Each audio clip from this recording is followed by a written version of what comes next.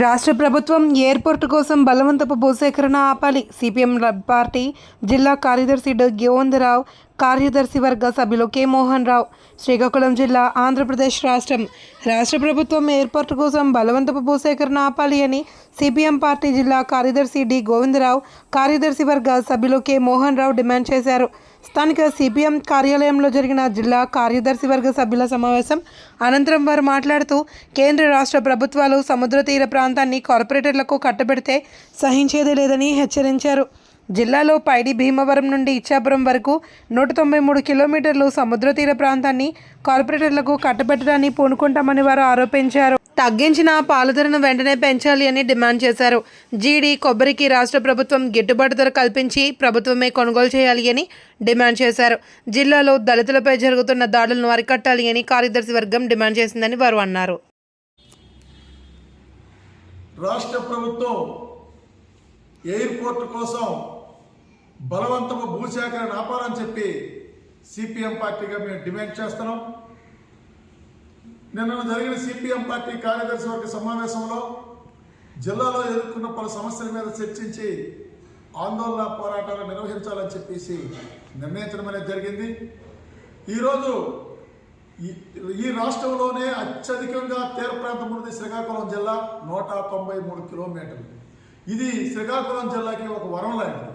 ఇట్లాంటి తీర ప్రాంతాన్ని ఈవేళ కేంద్ర రాష్ట్ర ప్రభుత్వాలు మొత్తం అంతా కూడా కార్పొరేట్లకు అప్పచెప్పాలని ప్రయత్నాలు చేస్తున్నాయి.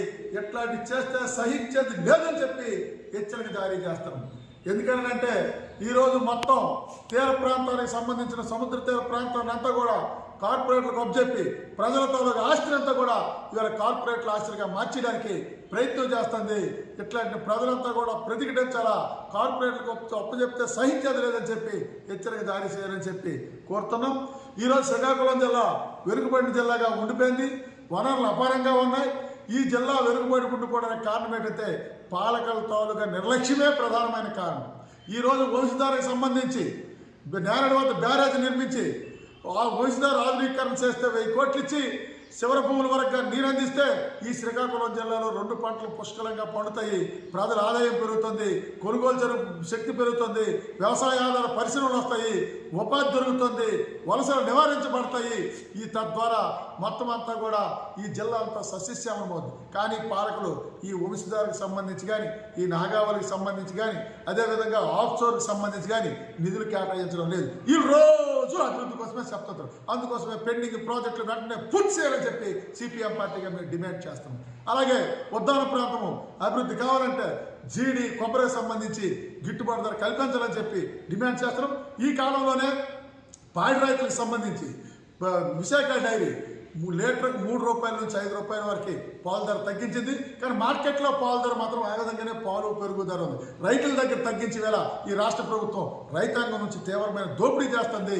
అందువల్ల రైతులకి తగ్గించిన పాలు ధరని వెంటనే పెంచాలని చెప్పి సిపిఎం పార్టీగా డిమాండ్ చేస్తాం.